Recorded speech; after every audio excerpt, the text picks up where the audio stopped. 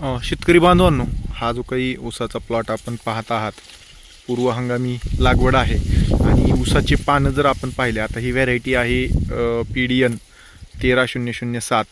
तर एकदम तलवारीसारखे पानं असतात. मात्र इथली परिस्थिती जर बघितली तर हे सगळे पानं जे आहे ते आता पानांच्या गुंडाळ्या म्हणजे काय की ही पानाची मध्यशीर किंवा मिडरिब आपण तिला म्हणतो, आणि तिच्या साईडला जे आहे ते हे पानाचे दोन्ही बाजूचे लॅमिना जे आहे ते आतमध्ये जे आहे ते वळायला सुरुवात झाली आहेत. तर ह्याचा अर्थ काय आहे, तर आज बघा 15 जून आहे आणि अशा परिस्थितीमध्ये म्हणजे आत्ताचं टेम्परेचर आज आम्ही बघितलं तर अक्षरशः 32 डिग्री सेल्सिअस तापमान जास्तीचं आहे त्या कम्पॅरेटिव्ह. आणि पानांच्या जे आहे ते सुरळ्या या ठिकाणी व्हायलेल्या आहेत. आणि पाणी देऊनसुद्धा वरच्या साईडला जर आपण बघितलं तर हे सगळे शेंडे करपत आहेत. खालून पाणी चालू आहे सतत, म्हणजे इथलीच नाही, इथली तर सगळीकडची परिस्थिती अशी आहे की चांगलं पाणी देऊनसुद्धा शेंडे करपायले. तर हे काय, तर हे हवामान बदलाचे विपरीत परिणाम आपल्याला या ठिकाणी निदर्शनास यायला सुरुवात झालेले आहेत. आणि टेम्परेचर प्रचंड मोठ्या असल्या कारणानं आपल्या या ऊस पिकाचं जे आहे ते अशा पद्धतीनं जे आहे ते पाणी व्यवस्थापन करूनसुद्धा जे आहे ते त्या ठिकाणी जे आहे ते अति जास्त टेम्परेचरमुळं त्याला स्ट्रेस जो आहे तो पडत आहे. तर या वर्षीचा अल निनोचा प्रभाव आपल्याला लक्षात पण आला असेल की जे काही प्रिडिक्शन जे काही आपल्याला हवामान खात्याने दिलेले आहेत तर त्याचे जे आहे ते सगळे त्या पद्धतीनं सगळ्या बाबी आपल्याला समोर यायला चालू झालेल्या आहेत. दुसरं राज्याचे मुख्यमंत्री असतील किंवा सर्वच जे काही ह्याच्यातल्या शासकीय यंत्रणा असतील तर ह्यांचं सगळ्यांचं जे काही हवामान तज्ज्ञांचं सुद्धा जे आहे ते याच्यामध्ये पाणी जे आहे ते पाऊस जे आहे ते कमी सांगितलं आहे.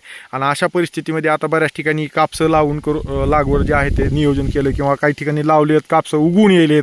आता तिकडचंही पाण्याचं नियोजन आहे आणि हा ऊस ह्याचं सुद्धा पाण्याचं नियोजन आहे.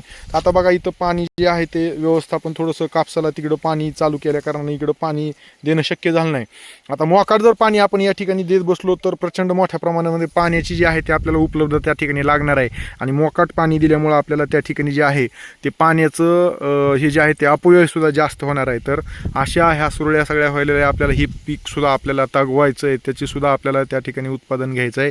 तर अशा परिस्थितीमध्ये ज्या ठिकाणी तुमचे गाव नानाजी देशमुख कृषी संजीवनी प्रकल्प त्या ठिकाणी जे आहे ते तात्काळ तुम्ही महाविस्तार या ॲप्लिकेशनवर डाउनलोड करून त्याच्यावर जे आहे ते ठिबकसाठी अर्ज करा. त्या ठिकाणी 80% तुम्हाला सबसिडी जी आहे ती त्या म्हणजे जे काही जात प्रवर्गानुसार त्याच्यामध्ये ही आहे. तर त्याच्या गाईडलाईन्स थोडेसे अभ्यासून त्या पद्धतीनं आपण ठिबक सिंचनाचा अवलंब करा. किंवा ते नसेल करायचं तर किमान ऑर्डिनरी ठिबक जे आहे ते आपण सर्वांनी करा. ऑर्डिनरी जे ठिबक जरी आपण केलं, वरच्यावरी जरी केलं तर निश्चित कमी पाण्यामध्ये आपण हे पीक जोपासू शकतो. आता येथून प्रॉब्लेम काय झालेत, आता पाणी नाही दिलं तर उंदराचा प्रादुर्भाव वाढायला आहे. उंदराचा प्रादुर्भाव वाढल्यामुळे आपल्या ऊस पिकाचे बेट जे आहे ते त्या ठिकाणी नष्ट व्हायलेत. एकरी ऊसांची संख्या कमी व्हायलेली आहे. आणि दुसरा विषय जे काही मोकाट पाणी आपण जे काही देणार आहे त्याच्यामुळे जी काही पाण्याची बचत त्या ठिकाणी होणार नाही आहे. तर त्याच्याऐवजी ठिबक जरी ऑर्डिनरी आपण केलं तर निश्चित त्या ठिकाणी वॉटर सोल्युबल खतं आपण त्या ठिकाणी 05234 सारखे 0050 सारखे देऊ शकतो. म्हणजे खत व्यवस्थापन प्लस पाणी व्यवस्थापन ह्या दोन बाबी या ठिकाणी साध्य होतील. तर त्याप्रमाणे जे आहे ते सर्व शेतकरी बांधवांनी त्याने नियोजन जे आहे ते करावं.